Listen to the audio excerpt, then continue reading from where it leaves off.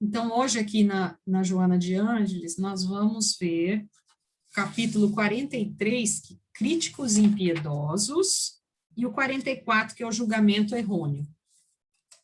Mas se a gente for ver aqui, iniciando, uma página antes aqui, ó, é onde inicia da lei de igualdade, que é o capítulo 9,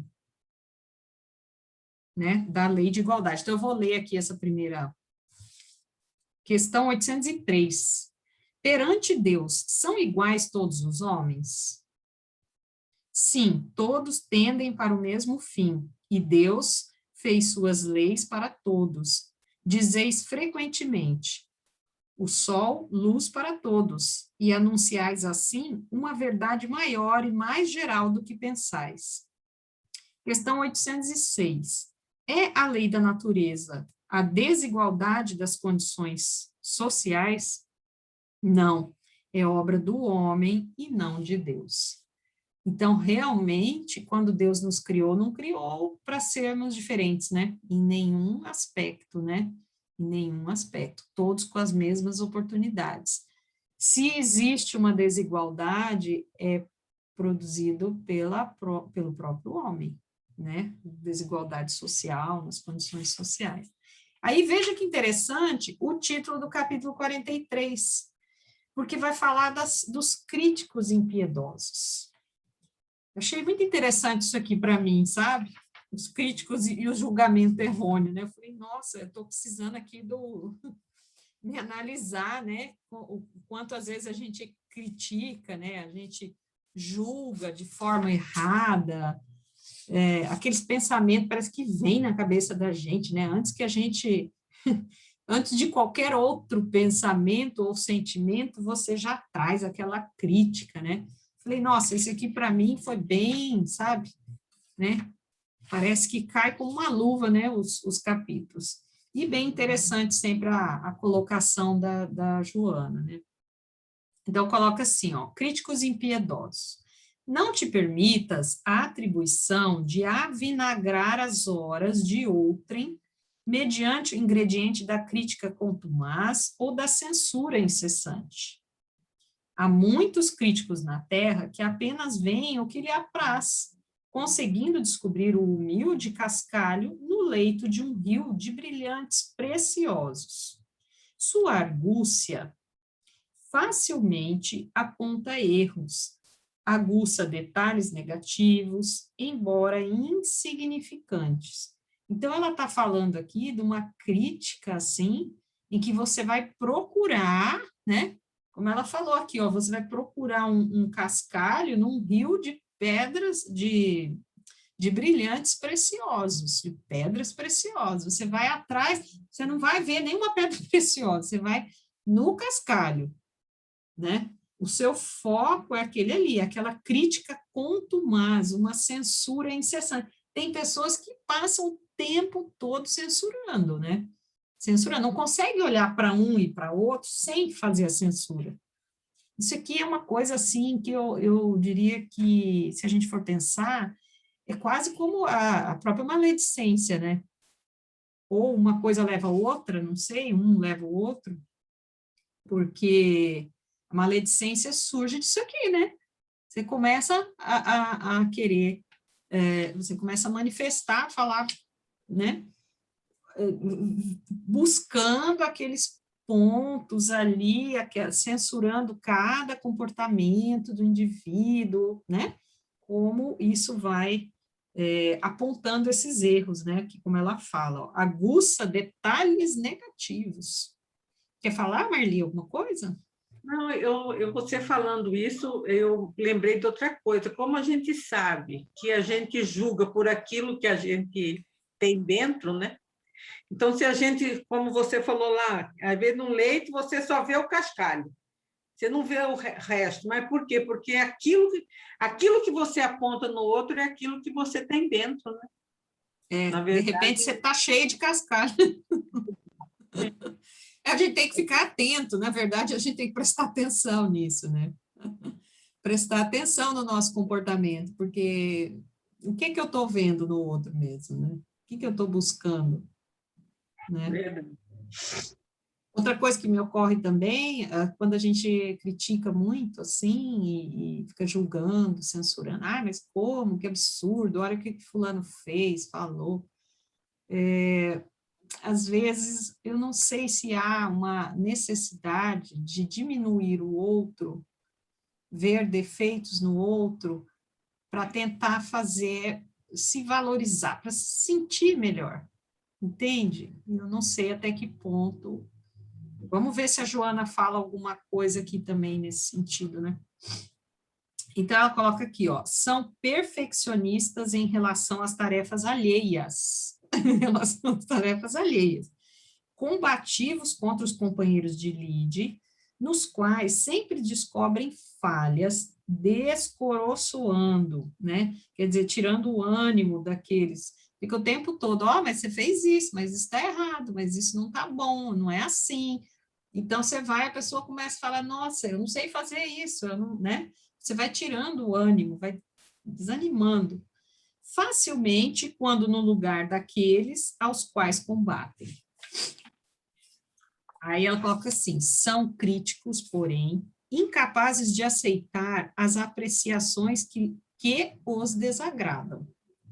Quando advertidos ou convidados ao diálogo franco, de que se dizem partidários, porque aí eu falo que eu posso falar, não tem aquela história, você fala o que quer, mas muitas vezes você ouve o que não quer, né?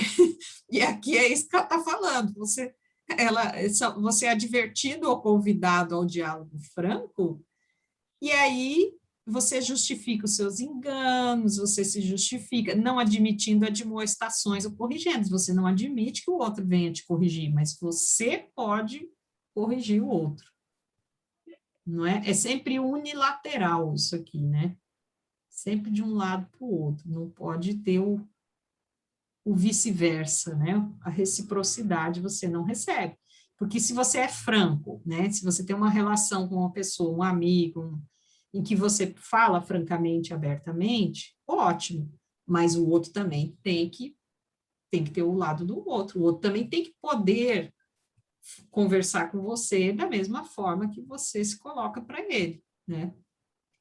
Senão, não faz sentido. Assim, ela coloca, muitos desses críticos na Terra, ouve-os, mas não te detenhas nas suas apreciações. Aí, o que ela nos orienta? Lembra, né, que a Joana sempre nos orienta, né, traz as diretrizes para nós. Você ouve os críticos, mas não se detenha nessas apreciações. Segue adiante e porfia sem desânimo, né? Persevera, sem desânimo, segue adiante. Porque se a gente ficar ouvindo só coisa negativa, você vai desanimando, a sua autoestima também, né? Você começa, de repente, a acreditar naquela fala ali, muitas vezes não é real, e você começa a acreditar e entrar naquele processo, né? Eles também passarão pelo crisol das observações, pelo cadinho das observações alheias, nem sempre sensatas ou verdadeiras. Então, é aquela história, né? O quanto a gente julgar, a gente vai ser julgado, né? Por isso que a gente tem que ser de misericordiosos, né? Com o próximo, porque o quanto você julgar, você também vai ser julgado. E a gente também não está numa condição. Nós temos erros, né? Quem que tem a perfeição, né? Não tem, ninguém pode julgar ninguém, né? Não temos essa condição. Ó, sê tu aquele que ajuda com alegria em qualquer circunstância, mesmo que te agridam, ora por eles e não os ame menos. Essa parte é bem difícil, né? Como é que é amar os inimigos, né? Porque você está sendo agredido. Olha só como que a Joana ela já vai mais num nível mais profundo mesmo, né? De uma lei de amor aqui, amar os inimigos. Você está sendo agredido, que a pessoa não gosta de você e você, como é que ela fala? Não os ame menos. Porque na verdade assim, né, gente? A gente amar o próximo, quando a gente emite essa vibração amorosa, a gente está fazendo bem para a gente mesmo, né? Então, se a gente pensar, né, nos benefícios dessa nossa conduta, né?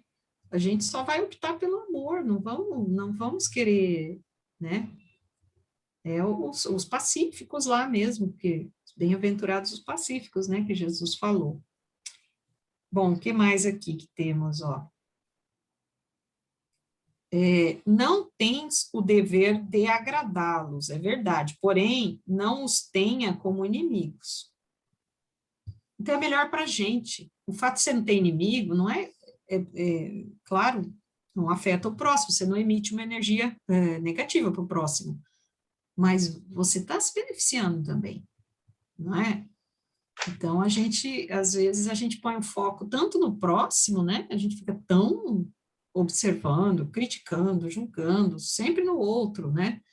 Que a gente esquece que essas condutas são para o nosso próprio equilíbrio, para a nossa própria harmonia, nosso próprio pensamento. Como a Joana sempre fala, né? Daquela substitui um pensamento ruim por um pensamento bom, não é à toa que ela dá essas orientações, né? Que a gente conseguindo fazer isso, a gente está melhorando a nossa própria condição vibracional, energética, né, saúde, tudo isso, né?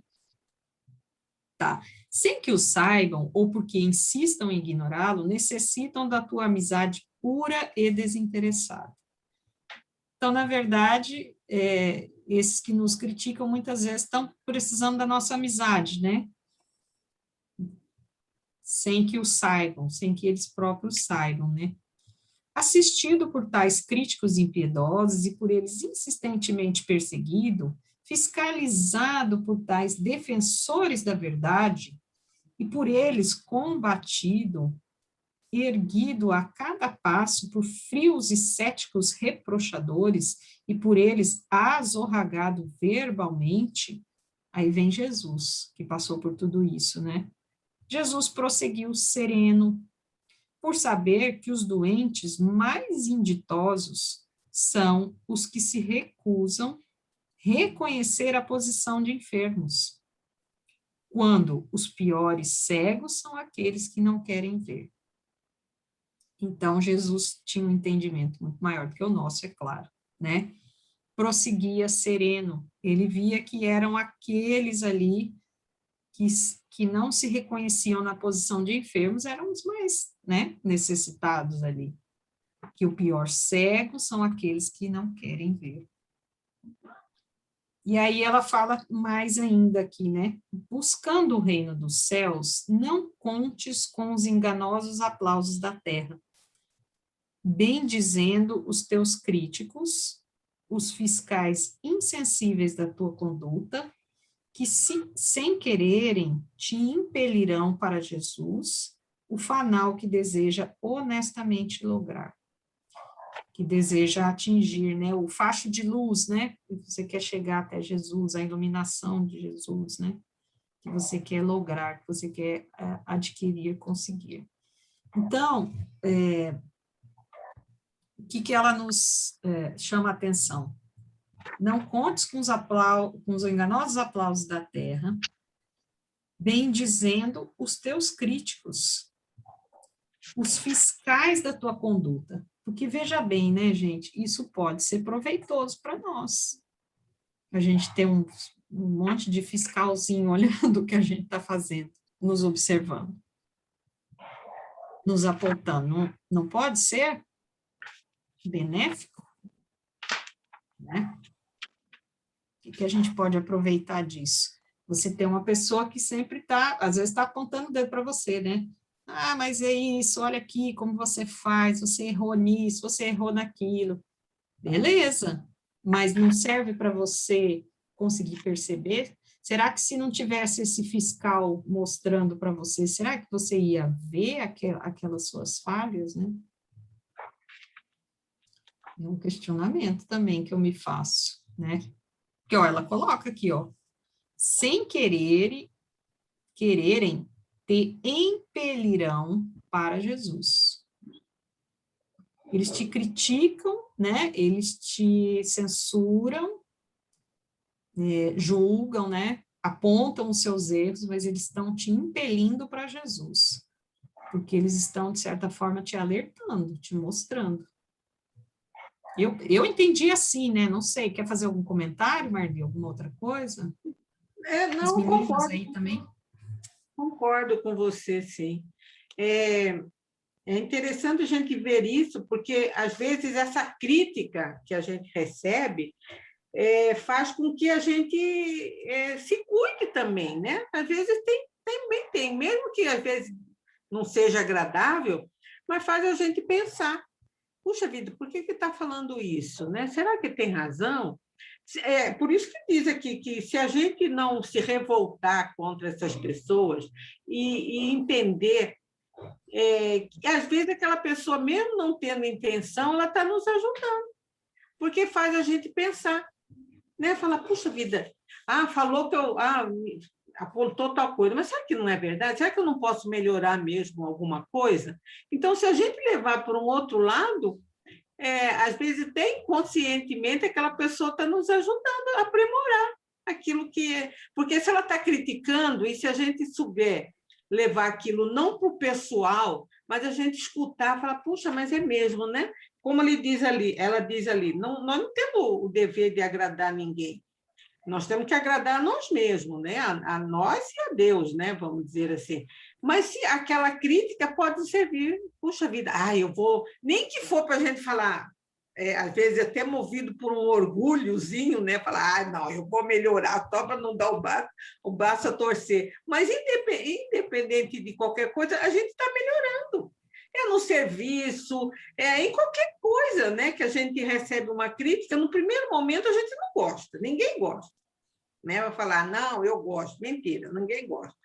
Mas depois a gente pensar, deixar passar aquela emoção primeira de contrariedade, você fala, mas você sabe que eu vou melhorar mais? Então, você, às vezes, até aprimora uma coisa que a pessoa está te criticando. Você acaba se tornando até uma pessoa melhor devido à crítica que você recebeu. Né? E aprimora mesmo, sabe por quê, Marli? Porque a gente se conhece muito pouco. Cada um de nós, a gente não consegue se visualizar, né? Conhece-te a ti mesmo lá do Sócrates, né? A gente não consegue se ver.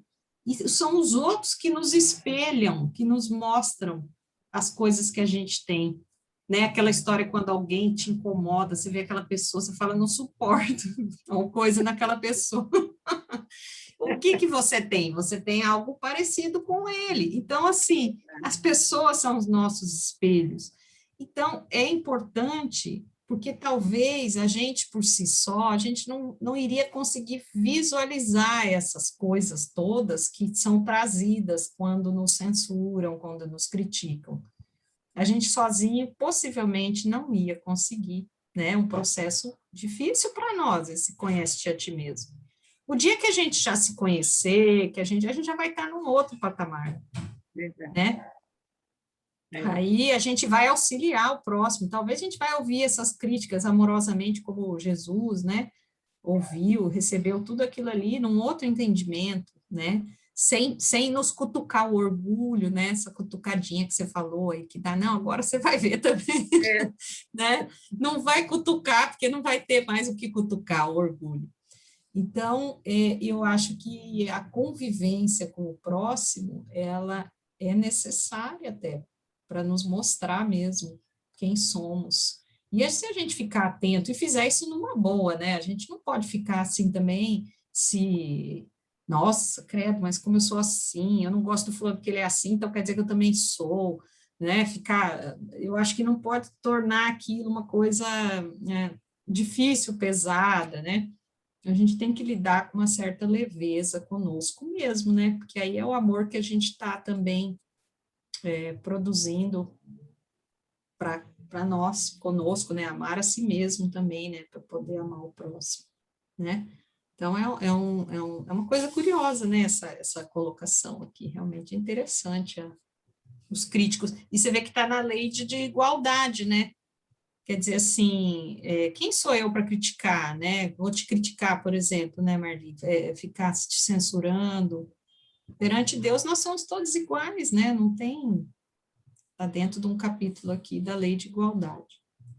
Vamos ver o 44, então, que também complementa aqui a ideia. É o julgamento errôneo. por imprevidência, permites que a mágoa se te assenhoreie do íntimo face ao triunfo de pessoas arbitrárias, ardilosas e desonestas. Examina-lhe superficialmente as atitudes e, como os vê alçados ao triunfo transitório do mundo, deixa-te consumir por insidioso despeito, se não por surda revolta, como se estivesse a tomar nas mãos as diretrizes da vida para agir conforme as aparências. Né? Então, você começa a ver aquelas pessoas, né, que estão com os triunfos ali no mundo, triunfos transitórios, né? E você começa a ver que você está numa situação ruim, e você começa a se revoltar, não é isso? Se você julga só pelo aquilo que você está observando ali mais externamente. Crês que mereces mais do que eles, os insensatos e perversos, que galopam sobre a fortuna e a glória, sem te dares conta de que as determinações divinas são sábias e jamais erram. A gente não se dá conta mesmo, de que a gente fala, ah, Deus existe, eu creio em Deus, Deus está aí, eu creio, eu sei que Deus, né? Mas a gente tem hora que a gente não se dá conta, não. Porque, veja bem, quando a gente se compara com o outro, quando a gente acha que merece mais, quando a gente acha que está sendo injustiçado, quando a gente vê a pessoa na glória, no triunfo, e você sente aquela inveja, né? Vamos dizer assim, você passa a ter inveja e achar que você que merecia aquela condição, você esquece que tem um Deus, que tem uma lei, que tem uma determinação divina, que aquilo não é por uma, né? Aí parece que toda a teoria cai por terra, né? Você esquece de tudo. Então, assim, isso é curioso, porque a gente não se dá conta. Não, mas eu acredito, eu sei que tem lei de Deus, que, né, as coisas acontecem da forma que é determinado, tem várias leis aí divinas que nos regem, mas na prática, a gente cai nisso aqui, né? Na inveja, dá uma olhadinha ali e falar, poxa, mas olha, como o outro tem, né? Como eu queria estar nessa condição, ter isso, né? A gente na prática, a gente esquece, esquece mesmo, não se dá conta, como ela coloca, não se dá conta. O que a Joana quer de nós é que a gente se dê conta dos nossos comportamentos, que a gente se observe, que a gente se perceba, né? Por isso que ela coloca um raciocínio tão, assim, interessante, né? E nos orienta sempre, né? Em cada capítulo que ela coloca. Olha aqui, ela vai colocar assim, ó, ante os problemas que te surgem, comparas a tua com a existência de filhos ingratos que tudo receberam, de esposos infiéis que são bem aceitos no grande mundo, de amigos desleais que, não obstante, vivem cercados de bajulação dourada. Então, você vê aquele absurdo, mas são pessoas ruins, pessoas perversas e estão se dando bem, né? Não te agastes, porém, indevidamente, corrige a visão e muda a técnica de observação. Aí você fala, eu que sou tão legal, que sou tão bonzinho, estou aqui, e o outro que está lá, né? Poderoso, lá, com todo, governando, que seja, né? Faz e desfaz o que quer e não acontece nada com ele, né? Tá lá sob bajulação, só nas vantagens. Aí ela nos chama a atenção, corrige a visão, muda a técnica de observação. Cada espírito é um ser com programação própria, fruto das suas realizações pessoais. Não se pode examiná-los e julgá-los em grupo. Aliás, ninguém pode, com acerto total, julgar o próximo. Impossível julgar com acerto total, eu não sei nem se com um acerto parcial, né? A gente consegue julgar de forma adequada. Porque a nossa visão é aquilo que nós temos dentro de nós, que nem a Marli falou. Então, é uma visão distorcida. Eu posso olhar meu marido tomar uma atitude, por exemplo, e eu interpretar a meu modo, e às vezes não foi isso que ele estava, não era essa a intenção dele, né? Então, até ela coloca aqui um acerto total, julgar o próximo, não dá. E eu acho que, acrescentando a minha forma de ver, nem parcialmente, é muito difícil para nós, muito difícil, né? A gente tem, gente, parece que não, porque é outra coisa que eu acho que a gente não se dá conta. A gente distorce as realidades. Vocês vão falar, nossa, então nós somos tudo doido, né? Até certo ponto, a gente distorce, porque a gente traz aquilo que está no nosso íntimo, né? Que está ali interno. Então, a gente distorce. A minha visão, por que eu falo distorce? Porque a minha visão não é igual da Marli, não é igual da Cida, não é igual da Paula, não é igual da Gessiane. Entende? Se você colocar a mesma forma de explicar alguma coisa, de entendimento, ela sofre a minha interpretação, né? E nessa, quando a gente distorce, é quando a gente vai num caminho errado, quando a gente altera, né? Então, é muito difícil julgar, hein? Muito difícil julgar, assim, para se ter um acerto, né? Até no ponto de vista positivo, vamos falar assim. Conveniente, por isso, fazermos a parte que te compete, na programática da vida, e prosseguires sem desfalecimento, sem desaires, sem vergonha.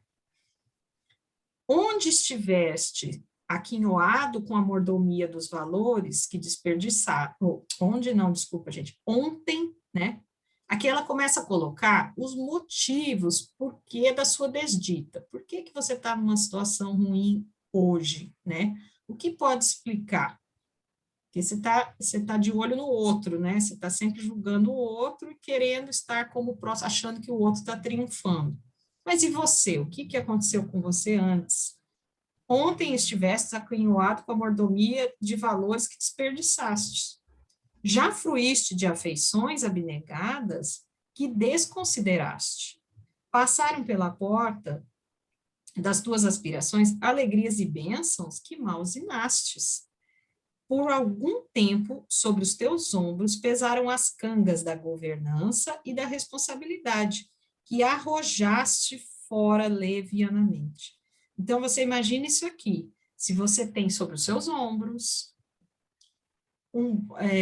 uma posição política para governar, né? Uma responsabilidade ampla. Estou falando assim, do ponto de vista, como é que fala? Mais amplo, né? Mais geral. Mas não deixa de ser uma governança dentro da sua própria casa também, né? Dentro do seu próprio lar, dentro da sua família, uma responsabilidade com seus filhos, com a criação, com netos, com, enfim, ou então numa empresa com vários funcionários, né? Então, às vezes você já teve essa possibilidade, mas você jogou fora essa oportunidade de fazer como deveria dentro, né, de uma lei de amor, enfim, dentro de toda essa característica aqui, ó, né? Amigos cantaram aos teus ouvidos as músicas da fraternidade e as transformaste em patéticas, após traições e infâmias. Esvaziaste a ânfora da esperança, arrojando fora as concessões do bem. Agora, Carpes experimenta faltas, registra sofrimento, anota a soledade. Então, por que que agora, né, você está colhendo os frutos, né, daquilo que foi semeado no passado, né? Isso aqui a gente está lendo novamente, mas a gente tem essas noções, né, que realmente a gente só colhe o que a gente plantou mesmo, né, o que a gente semeou, né? Reformula conceitos, opiniões e arma-te de paciência e valor a fim de prosseguires otimista. Porque se você está numa situação difícil, você vai desanimar, coisas bem humanas, né?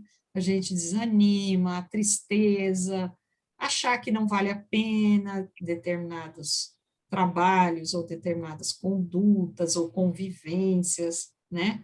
Mas ela nos esclarece que a gente precisa refazer o caminho, né?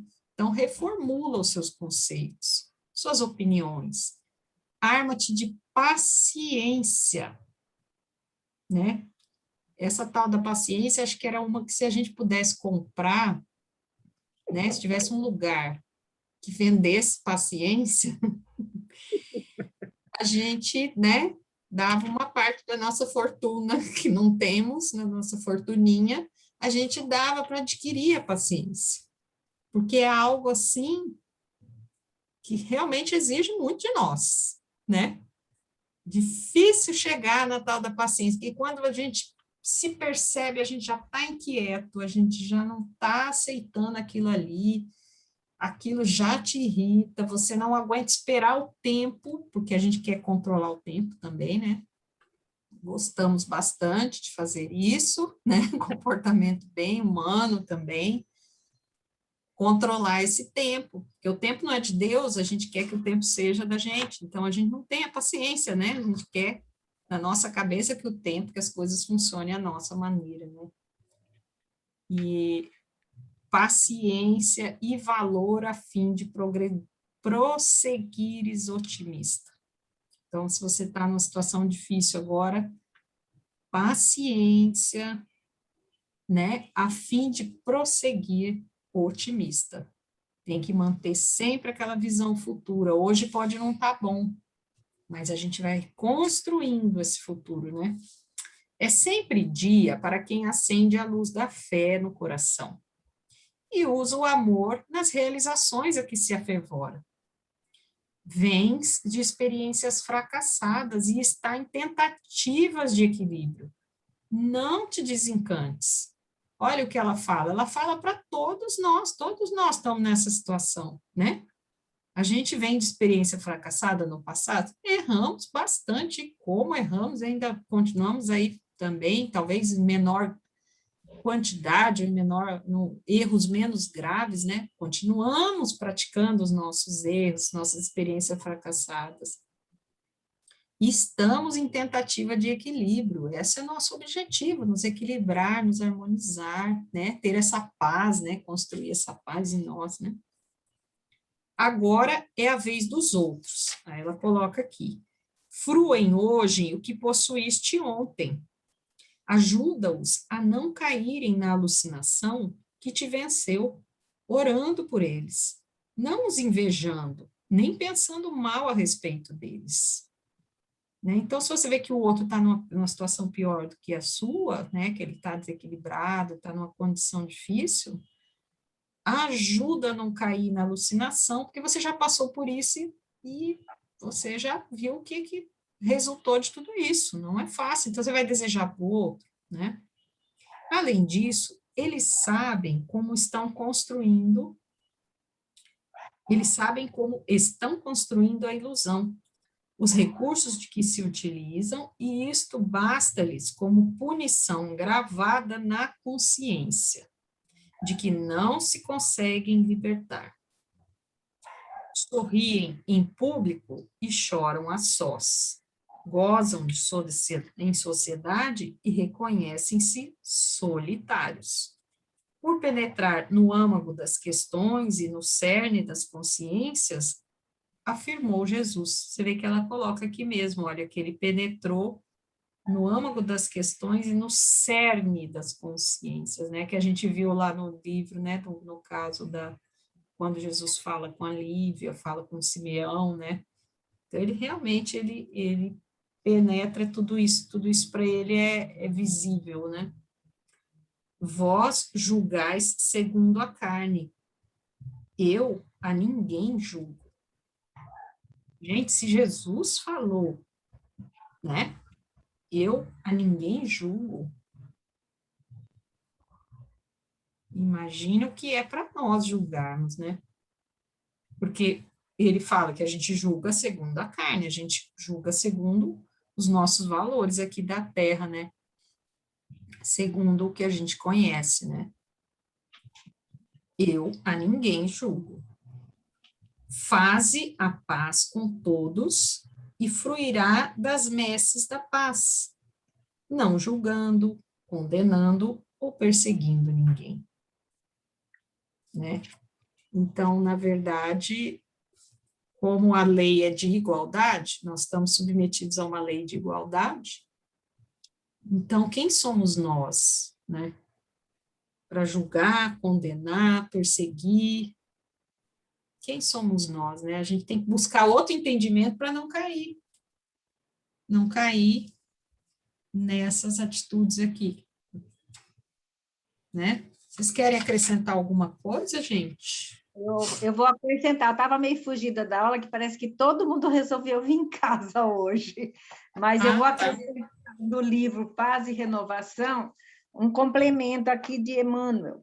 Abstenhamo-nos de julgar, neste ponto de vista, ante os problemas dos outros, na maioria das vezes pode ser apenas impertinência nossa, descaridade, leviandade e constrição. Então, Emmanuel, quer dizer, vem completar o que Joana disse, né? Eu li isso, até marquei, porque eu achei assim fantástico. E hoje, primeira coisa, na hora a gente quer julgar. Então, a gente tem que parar, refletir e se pôr no lugar da pessoa, é a empatia. Então, eu recebi agora um senhor de 86 anos, eu me pus no lugar dele, e eu não podia fechar a porta. Então, eu fui atendê-lo, e tive que ter a paciência até ele resolver ir embora. Então, esse que nós temos que fazer, é difícil? É, porque eu queria assistir a aula. A gente sempre pensa na gente, né, Cida? A gente sempre pensa nas nossas necessidades, né? Eu quero fazer o que eu estou com vontade.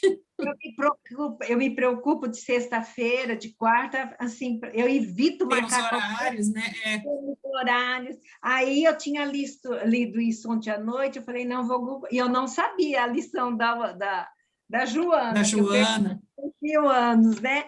Então, você vê, nós somos testados a cada dia, a cada instante, né? Então, por isso que eu te falo, olha, uma situação, né, que acontece que você não queria que fosse, mas tinha que você estar presente. É o carteiro, é um senhor, é uma pessoa que vem bater na sua porta, né? Então, você tem que, sem julgar. Porque o que eu vejo assim, quando uma pessoa fala alguma coisa para mim, né? Eu falo assim, ó, em primeiro lugar, não me pertence, mas vou me pôr no lugar de você para ver como que é. Vou tentar analisar desta forma. Então, a gente passa a ter outros conceitos para não julgar. Com certeza. Coloca-se no lugar do outro, né? Se vê, realmente empatia. Isso, porque é o mais difícil. A paciência é difícil, mas a empatia é muito mais. Porque até talvez se você tiver a empatia, talvez você tenha até mais paciência, né?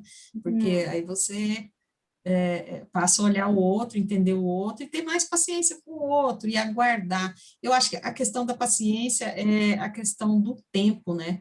Parece que a paciência, a dificuldade nossa de se inserir dentro de um tempo, a gente quer ter aquele tempo para aquilo, né? Para destinar um tempo. E aí você não consegue esperar aquele tempo, né? Para poder. Eu acho que a paciência tem muito a ver com isso também, né? Você não consegue esperar. Você fica impaciente, você fica irritado, incomodado, né? Angustiado.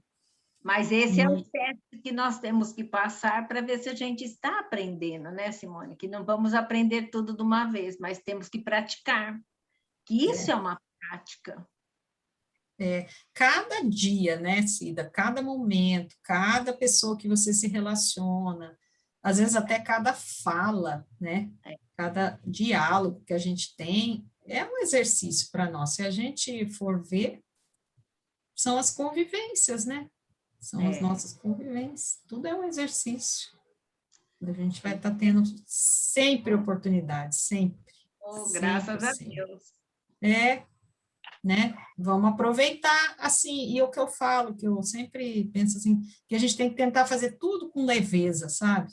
Como você fez aí, você foi, atendeu, fez, voltou. Ah, tá na aula, não tá na aula, né?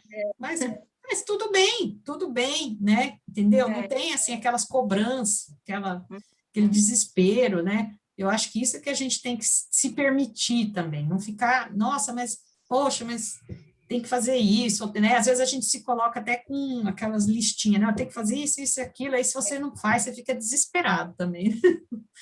E a gente tem que ter complacência com a gente tem que ter um olhar bom conosco mesmo, né?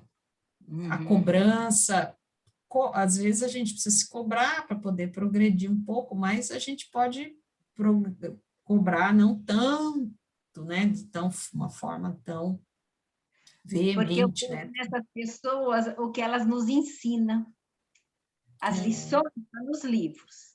Mas se essas pessoas não passarem pela nossa vida, a gente nunca vai aprender. Igual que ela falou, se uma pessoa vir não trazer um problema, você não vai julgar, você vai pensar, você vai ter empatia, você vai ter paciência.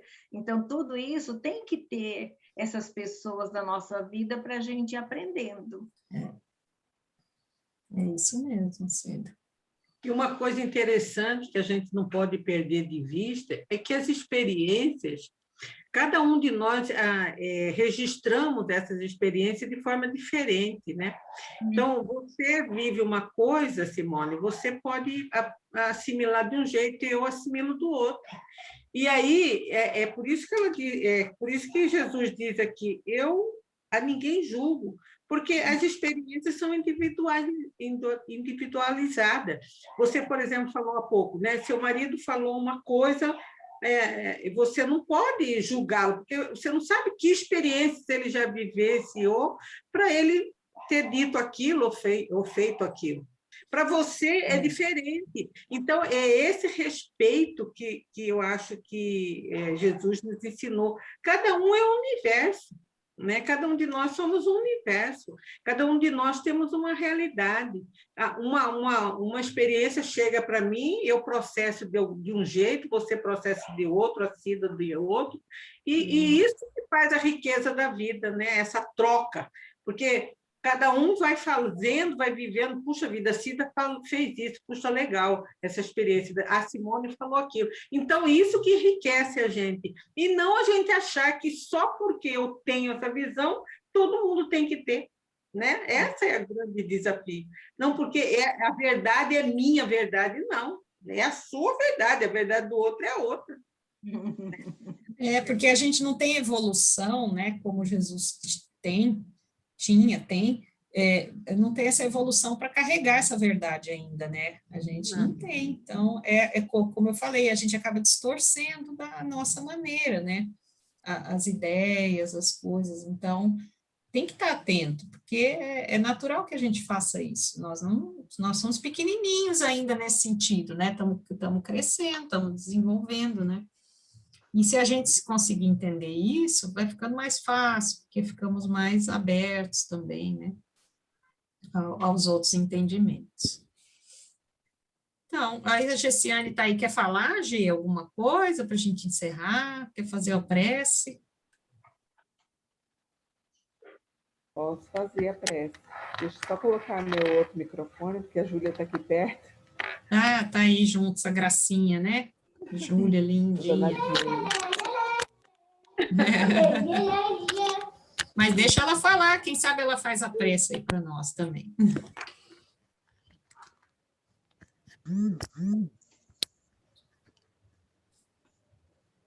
Desculpa, meninas.